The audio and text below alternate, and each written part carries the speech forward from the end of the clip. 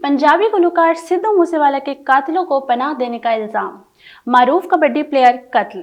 भारतीय रियासत पंजाब के शहर मोहाली में जारी कबड्डी के दौरान नामालूम हमलावरों ने सेल्फी के बहाने से एक कबड्डी के खिलाड़ी को कत्ल कर दिया। भारतीय पुलिस की जानिब से मकतूल की शनाख्त राना बाला चूरिया के नाम से की गई।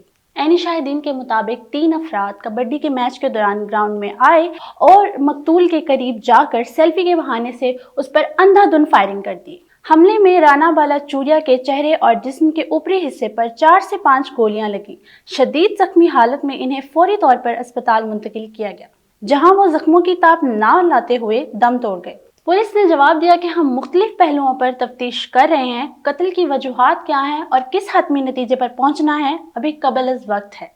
पुलिस ने इलाके को घेरे में लेकर शवाहिद इकट्ठे करना शुरू कर दिए हैं और इस वाक़ये को गैंगवार के तनाजुर में भी देखा जा रहा है। दूसरी तरफ बदनामे ज़माना गैंग ने सोशल मीडिया पर जारी एक बयान में इस कत्ल की जिम्मेदारी कबूल करते हुए दावा किया कि राना बाला चूरिया ने सिद्धू मूसेवाला के कातिलों को अपने घर में पनाह दी थी, इसलिए उसे कत्ल किया गया। आपको क्या लगता है कि कत्ल की वजह क्या हो सकती है? क्या वाकई राना बाला चूरिया ने सिद्धू मूसेवाला के कातिलों को अपने घर पनाह दी थी? अपनी राय का इजहार करने के लिए कमेंट्स में हमें जरूर बताएं।